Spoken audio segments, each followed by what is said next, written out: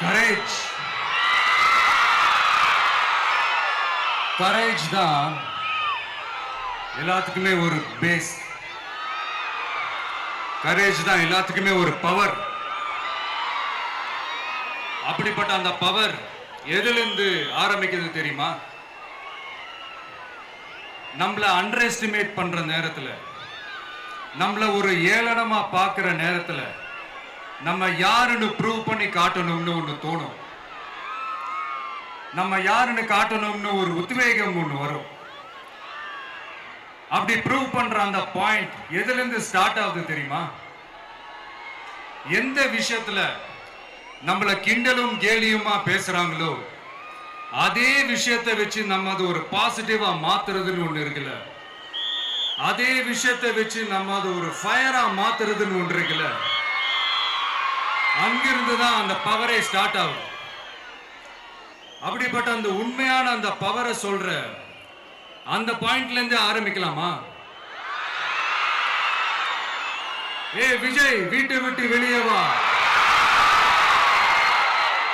ஏ விஜய், பணியூர் விட்டு வெளியே வா அப்படின்னு சொல்றவங்களுக்கு என் வீடு எதுன்னு தெரியுமா?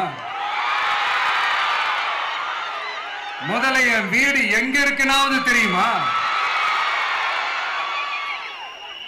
என சீண்டி பார்க்கறதா நினைச்சு கிண்டலும் கேலியுமா பேசுறவங்களுக்கு நான் சொல்றேன், இந்த தமிழ்நாடு தமிழ்நாடுன்னு சொல்றாங்களே அது மத்தவங்களுக்கு வேணா ஸ்டேட்டா இருக்கலாம், ஆனா என்ன பொறுத்த வரைக்கும் என் தாய் நாடான தமிழ்நாடு தான் என் வீடு.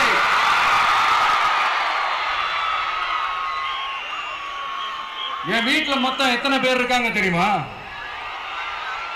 8 கோடி பேர் இருக்காங்க. ஒட்டுமொத்த தமிழ்நாட்டு மக்களும் என் வீட்டு மக்கள், என் குடும்பம், என் உறவு, என் சொந்தம். எனக்கு எல்லாமும் கொடுத்த இந்த 8 கோடி சொந்தங்களுக்கு இனிமே எல்லாமுமா கூட நிக்க போறது இந்த விஜய் மட்டும்தான். தமிழ்நாட்டோட முதல் படை வீரனா, தமிழ்நாட்டோட முதல் பாதுகாவலனா அவங்க கூடவே நிக்கணும்ன்றதுதான் என்னுடைய குறிக்கோள்.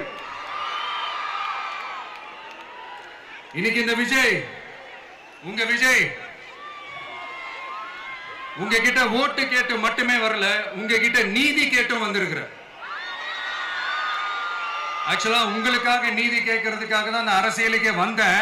ஆனா இன்னைக்கு நான் உங்ககிட்ட நீதி கேட்கறதுக்காக வந்திருக்கிறேன். இந்த விஜய் என்னங்க தப்பு பண்ணா? தன்னை நேசிச்ச தன்னுடைய மக்களுக்காக அரசியலுக்கு வந்தா அது ஒரு தப்பா?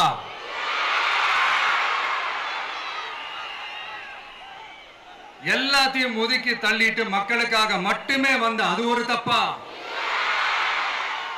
இந்த மத்த கட்சிகளுக்கெல்லாம் மாநாடு நடத்துறதுக்கோ பொதுக்கூட்டம் நடத்துறதுக்கோ இல்ல ஹால் ஃபங்க்ஷன்ஸ் நடத்துறதுக்கோ பர்மிஷன் கொடுப்பாங்க, இடம் கொடுப்பாங்க. ஆனா நமக்கு மட்டும் இடம் கொடுக்க மாட்டாங்க, கொடுக்கவும் விட மாட்டாங்க. இது என்னங்க நியாயம்? நான் போய் மக்களை சந்திக்கிறதுக்கோ இல்ல மக்கள் வந்து என்ன சந்திக்கிறதுக்கோ ஒரு உரிய இடமோ இல்ல உரிய பாதுகாப்போ மத்த கட்சிகளுக்கு எல்லாம் கொடுப்பாங்க. ஆனா எனக்கு கொடுக்க மாட்டாங்க, கொடுக்கவும் விட மாட்டாங்க. இது என்னங்க நியாயம்?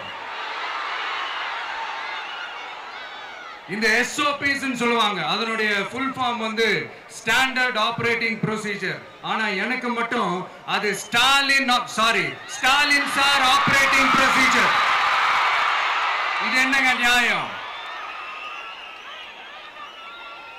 இந்த விஜய் உண்மையானவன்றது உங்க எல்லாருக்குமே தெரியும். நமக்கு எதிரா சதி செய்யறது யாரு, நமக்கு எதிரா சூழ்ச்சி செய்யறது யாரு, நமக்கு எதிரா பழி போடுறது யாரு, யாரெல்லாம் ஒன்னா சேர்ந்து இதெல்லாம் செய்யறாங்கன்றது உங்க எல்லாருக்குமே நல்லா தெரியும். அதனால என்னோட சொந்தங்களாகிய உங்ககிட்ட வந்து நான் நீதி கேட்காம வேற யாருக்கிட்ட தான் போய் கேட்பேன்?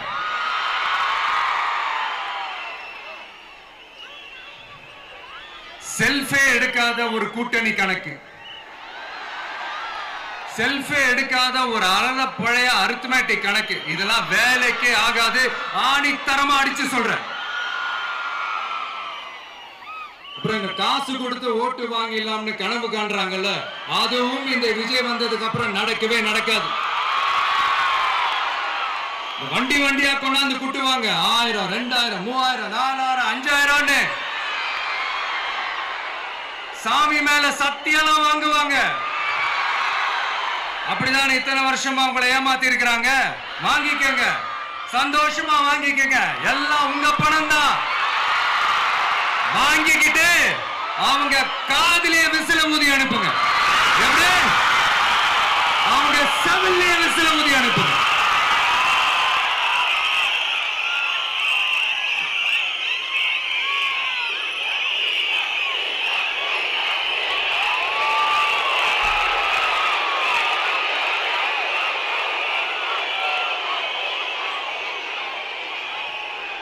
அடுத்து நம்மளுடைய ஜென்சி அடுத்த இளம் தலைமுறையினருக்கும் நான் சொல்லணும்னு நினைக்கிறேன். இந்த பணத்தை கொடுத்து ஏமாத்தி ஓட்டு வாங்குற அந்த கலாச்சாரம் ஒழியணும். பணத்தை கொடுத்து ஏமாத்தினா ஏமாறுவீங்க. உங்களை தான் கேட்கிறேன், பணத்தை கொடுத்து ஏமாத்தினா ஏமாறுவீங்க? எல்லாரும் கொஞ்சம் கை இப்படி வைங்களேன் எனக்காக. நான் சொல்றதை கொஞ்சம் ரிப்பீட் பண்ணுங்க. எங்க ஓட்டு எங்க உரிமை. எங்களை யாரும் விலைக்கு வாங்க முடியாது. எங்கள் ஓட்டு விசில் சின்னத்துக்கு தான். வேற யாரையும் நம்பி ஏமாற மாட்டோம். தேங்க்யூ. கேட்டுச்சா சார்? இனிமே நீங்க கொள்ளையடிச்சு வச்சிருக்கிற பணம் எல்லாம் வேஸ்டா போகுது. குப்பையில தான் தூக்கி போடணும். உங்களுடைய இந்த ஊழல் ஆட்சியும் மக்கள் குப்பையில தான் தூக்கி போட போறாங்க. அடுத்து ஒவ்வொரு வீட்டில் இருக்கிற என்னுடைய குட்டி நண்பா நண்பீஸுக்கும் நான் சொல்லணும்னு நினைக்கிறேன். வீட்டில் டிவியில உட்கார்ந்து இந்த பிரச்சார மீட்டிங்லாம் பார்த்துட்டு இருப்பீங்க. உங்களையும் உங்களுடைய ஃபியூச்சரையும் மைண்ட்ல வச்சுக்கிட்டு தான் நாம அரசியலுக்கே வந்திருக்கிறோம். அதனால எனக்காக நீங்க ஒண்ணு செய்யணும். தொடர்ந்து செஞ்சுக்கிட்டு தான் இருக்கிறீங்க. நான் நிறைய கியூட்டான வீடியோஸ்லாம் நான் பார்க்கிறேன். லைக் உங்க அம்மா அப்பா கிட்ட மைக்க நீட்டி யாருக்கு ஓட்டு போடுவீங்கன்னு கேட்டா பின்னாடி இருந்த அந்த பையன், அம்மா விஜய்னு சொல்லுமா, அப்பா விஜய்னு சொல்லுப்பா அப்படின்னு நிறைய அந்த கியூட்டான வீடியோஸ்லாம் பார்க்கிறேன். அதை தொடர்ந்து தயவு செஞ்சு அதை தொடர்ந்து கண்டினியூ பண்ணுங்க. உங்க வீட்டில் இருக்கிற உங்களுடைய அப்பா அம்மா தாத்தா பாட்டி பெரியப்பா பெரியப்பா சித்தி சித்தப்பா அத்தை மாமா ஓட்டு போடுற வயசுல இருக்கிற அண்ணன் அக்கா எல்லாரையும் விசில் சின்னத்துக்கு ஓட்டு போட சொல்லுங்க.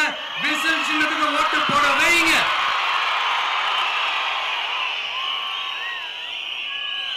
இந்த தேர்தல் நெருங்கிற இந்த நேரத்தில் பொலிட்டிக்கலா ஸ்பீக்கிங் டு த பாயிண்ட் ஒரே ஒரு விஷயம் நான் சொல்லணும். நாங்க அரசியலுக்கு வந்தது எந்த கட்சியும் ஒழிக்கிறதுக்கோ அழிக்கிறதுக்காகலாம் நாம அரசியலுக்கு வரல. யார் மேலேயும் தனிப்பட்ட ஒரு வன்மமோ இல்ல தனிப்பட்ட கோபமோ அப்படிலாம் யார் மேலேயும் கிடையாது. இந்த மற்றவங்க மாதிரி இந்த வெறுப்பு அரசியல் பண்றதுக்காகலாம் நாம அரசியலுக்கு வரல. அரசியல் ரீதியா நம்மளுடைய எதிரிகள் யாருன்னு டிக்ளேர் பண்ணிட்டு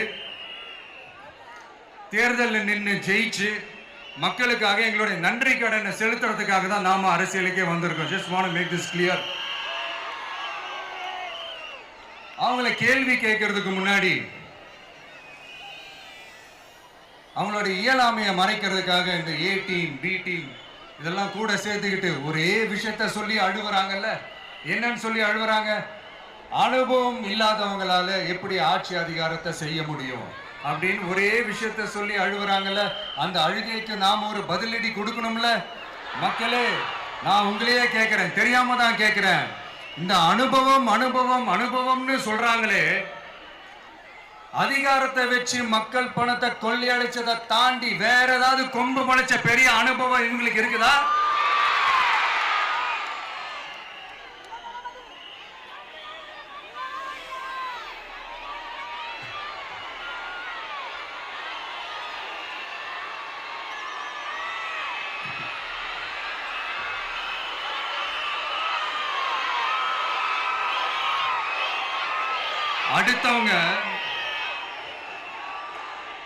அடுத்தவங்க ஆரம்பிச்ச அரசியல் கட்சியில, அடுத்தவங்களுடைய அட்ரஸ்ல அரசியல்வாதிகளா இருந்துட்டு இருக்கிற இவங்க எல்லாருக்கும் ஒரு சவால்.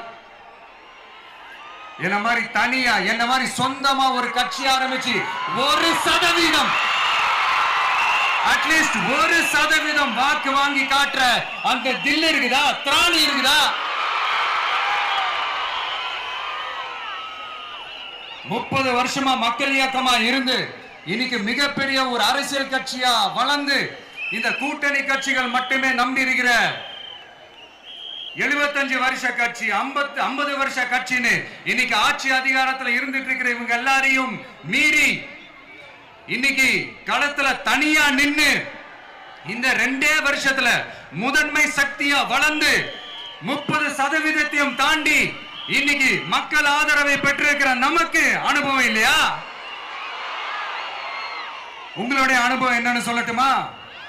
கட்சி ஆரம்பிச்ச அண்ணாவை மறந்தது, கட்சி ஆரம்பிச்ச எம்ஜிஆர் அவர்களை மறந்தது, கட்சியை வளர்த்த ஜெயலலிதா மேடம் அவங்களை மறந்தது. இவங்க எல்லாரும் சொன்ன விஷயங்கள், பேசின விஷயங்கள், எதையெல்லாம் ஃபாலோ பண்ணணும்னு சொன்ன விஷயங்கள் எல்லாத்தையும் மறந்தது. இவங்களுக்கு நமக்கு அனுபவம் இல்லையா? நமக்கு அனுபவம் இல்லதான். கொள்ளை அடிக்கிறதுலாம் எங்களுக்கு அனுபவம் இல்லதான். அதெல்லாம் எங்களுக்கு சுட்டு போட்டாலும் வராது. இந்த கொள்கையை பேருக்கு மட்டும் வச்சுக்கிட்டு நேரடியா சரண்டர் ஆகிறது, மறைமுகமா சரண்டர் ஆகிறது, இந்த மாதிரி அனுபவம் நமக்கு இல்லதான். அதுவும் நமக்கு சுட்டு போட்டாலும் வராது. மக்களை நேசிக்கிற நல்ல குணம் இருந்தா போதும்யா. நல்ல சூப்பரான ஒரு நல்லாட்சி கொடுக்கலாம். நல்லாட்சி கொடுக்கிறதுக்கு மெத்த படிச்ச மேதாவிகளா இருக்கணும்லாம் ஒன்னும் அவசியம் இல்ல. காமராஜர் அவர்கள் மாதிரியோ, எம்ஜிஆர் அவர்கள் மாதிரியோ மக்கள் சக்தியின் துணையால, மக்கள் மேல அக்கறையா இருக்கக்கூடிய நல்ல அதிகாரிகளின் துணையால சூப்பரான ஒரு நல்லாட்சி என்னால கொடுக்க முடியும், செஞ்சு காட்டுறேன்.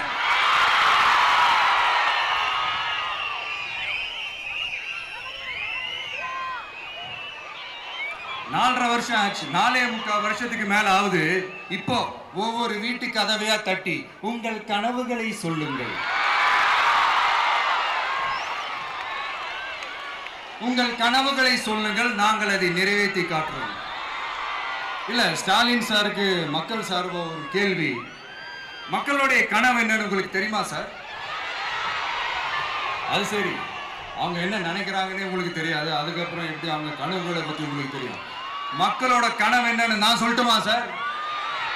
2019, 2021, 2024 இந்த 3 தேர்தலையும் மக்கள் உங்களுக்கு வாக்களிச்சதுக்கு காரணம் நீங்க மக்களுக்கு ஏதாவது நல்லது செய்வீங்கன்னு நம்பிதான். ஆனா நீங்க மக்களுக்கு கொடுத்த பரிசு மக்களுக்கு பாதுகாப்பே இல்லாத மக்கள் விரோத ஆட்சி.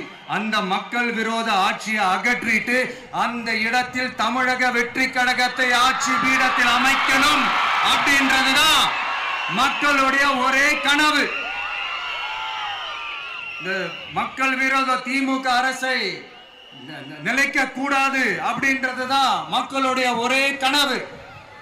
100% தூய சக்தி டிவிக்கு ஆட்சி அமைக்கும். அதுல உங்களுடைய கனவுகள், உங்களுடைய ட்ரீம்ஸ் எல்லாமே ஃபுல்ஃபில் ஆகும், நிஜமாகும்.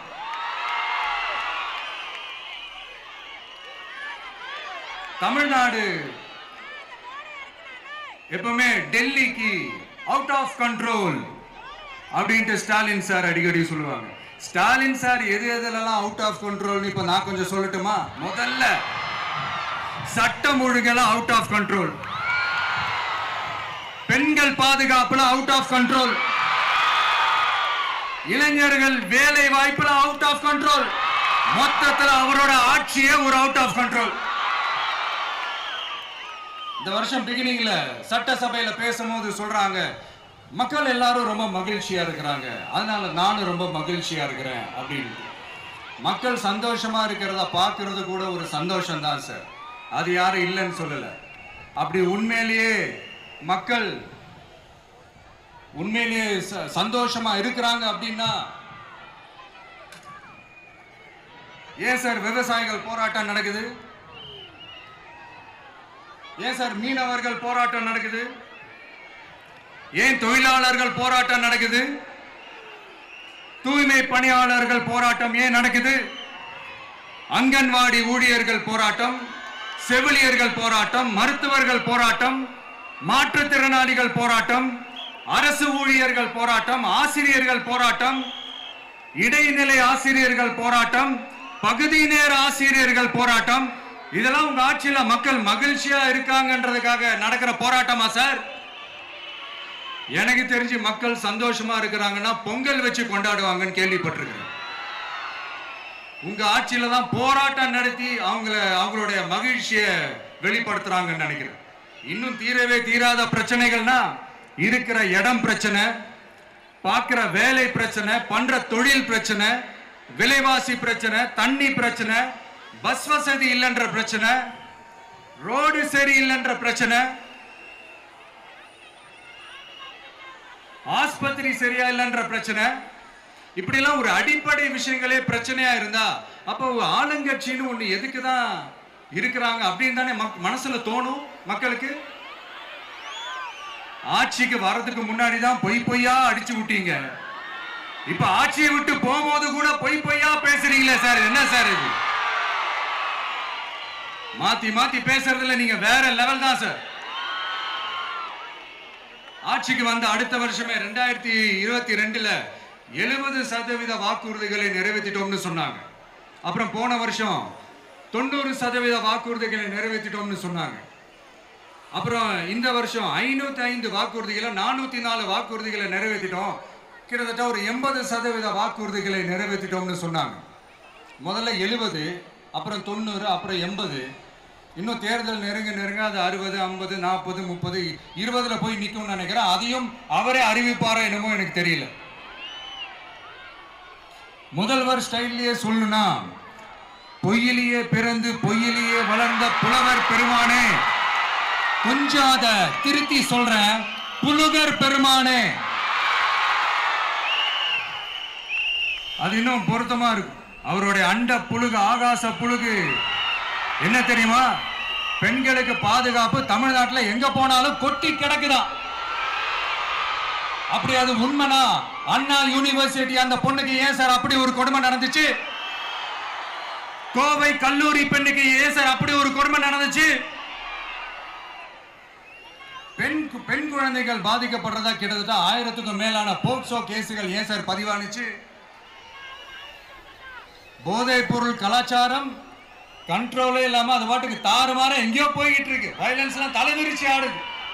அதுக்கு ஒரு ரீசெண்ட் எக்ஸாம்பிள் அந்த ரயில்வே ஸ்டேஷன்ல அந்த சிறுவர்கள் எல்லாரும் சேர்ந்து செஞ்ச அந்த சம்பவம். சட்டம் ஒழுங்கு சரியா இருந்தா ஏன் சார் இப்படி எல்லாம் நடக்குது? சட்டம் ஒழுங்கு சரியா இருக்கணும்னா முதல்ல தமிழ்நாட்டுக்கு ஒரு டிஜிபி வேணும் சார். எங்க சார் போனார் அவரு? எங்க அவரு? சும்மா இந்த ஆக்டிங் ஆபீசரை வச்சுக்கிட்டு அரசாங்கத்தை நடத்துனீங்கன்னா இப்படிதான் சட்டம் ஒழுங்கு சந்தி சிரிக்கும். முதல்ல தமிழ்நாட்டுக்கு ஒரு டிஜிபியை போடுங்க சார். அதுக்கப்புறமாச்சும் சட்டம் ஒழுங்கு சரியாகுதான்னு பார்ப்போம். சரிப்பா, கேள்வியா கேட்கறிய, நீ வந்தா என்ன செய்வ அதானே கேட்கறீங்க. கரெக்ட், கேட்கணும். மக்களோட அடிப்படை தேவைகளை தீர்க்கிறது தான் நம்மளுடைய ஃபர்ஸ்ட் வேலையே. அதை தீர்க்கிறதுக்கான அந்த தேடி போறது, அதோட சொல்யூஷனை தேடி போறது தான் நம்மளுடைய ஃபர்ஸ்ட் அஜெண்டாவே. கொஞ்சம் வெயிட் பண்ணுங்க, தேர்தல் அறிக்கை ரெடி ஆயிட்டு இருக்கு. தெளிவான ஒரு தேர்தல் அறிக்கையாவது வரும். என்ன நம்புற உங்களை நான் டிசப்பாயிண்ட் பண்ணவே மாட்டேன்.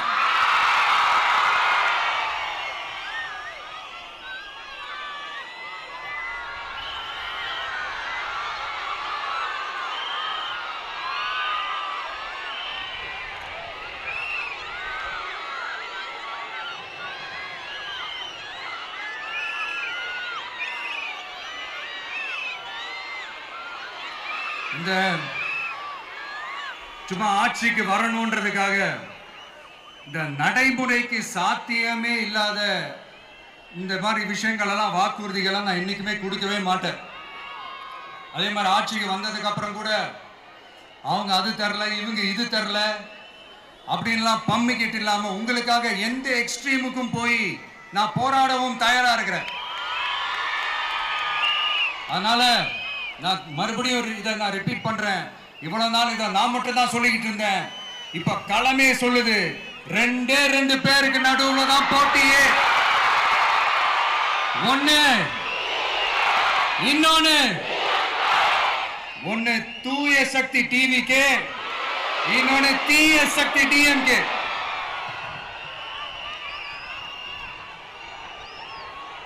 இப்ப நம்ம இந்த எலெக்ஷன் விஷயத்துக்கு வருவோம். விஜய் என்னப்பா இவரை மட்டும் தான் எதிர்க்கிறாரு, இவங்களை எதிர்க்க மாட்டேன்றாரு, அவங்கள பத்தி எதுவுமே சொல்ல மாட்டேங்கிறாரு. இல்ல நான் கேட்கிறேன், இது யாருக்கான எலெக்ஷன்? தமிழ்நாடு சட்டசபைக்கான ஒரு தேர்தல். இப்ப இங்க யார் ஆட்சியில் இருக்கிறா? யாரு பொய்யா வாக்குறுதிகளை கொடுத்த மக்களை ஏமாத்துறது? யாரு மக்கள் விரோத ஆட்சியை நடத்துறது? அப்ப இங்க யாரை அகற்றணும்? இந்த மக்கள் விரோத திமுக அரசை அகற்றணும்னா நம்ம யாரை எதிர்க்கணும்?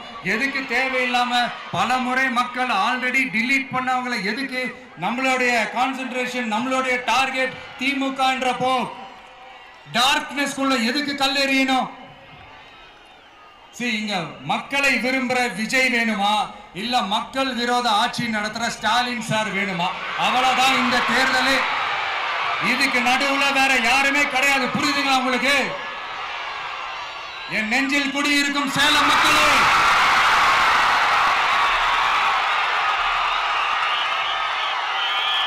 One last simple question. Vijay நம்புறீங்களா, ஸ்டாலின் சார நம்புறீங்களா? அவ்வளவுதான், முடிஞ்சு போச்சு. கதம். போர் முழக்கம் உங்களை ஒரு நிமிஷம் கூட தூங்க விடாது. இந்த போன லாஸ்ட் வீக் இந்த டிஎன்பிஎஸ்சி இந்த எக்ஸாம்ஸ், இந்த குரூப் 2 எக்ஸாம்ஸ் அதை அனௌன்ஸ் பண்ணிட்டு உடனே அதை கேன்சல் பண்ணிட்டாங்க. இது உலகத்துக்கு எல்லாருக்கும் தெரியும். கேன்சல் பண்ணிட்டு ரொம்ப சிம்பிளா டெக்னாலஜி இதோ சம் ஃபால்ட், டெக்னிக்கல் ஃபால்ட் அப்படின்னு சொல்லி அதை கடந்து போயிட்டாங்க. இத்தனை வருஷமா ராத்திரி பகலமா கஷ்டப்பட்டு படிச்சு எப்படியாவது நமக்கு அந்த வேலை கிடைக்காதான்னு அந்த எக்ஸாம்ஸை ஃபேஸ் பண்ண வந்த நம்மளுடைய தம்பி தங்கைகள் எவ்வளவு ஒரு மன உளைச்சலுக்கு ஆளாயிருப்பாங்க. அதை யாராவது யோசிச்சு பார்த்தீங்களா? ஒரு எக்ஸாம்ஸை ஒழுங்கா நடத்த தெரியல, இதுல உலக நாடுகளோட போட்டி போடுறாங்களாம். நம்மளுடைய தம்பி தங்கைகள், நம்ம அம்மா அப்பா கிட்ட சொல்லுங்க, யாரும் தைரியம், எல்லாரும் தைரியமா இருங்க. வரப்போறது உங்க ஆட்சி, நம்ம ஆட்சி.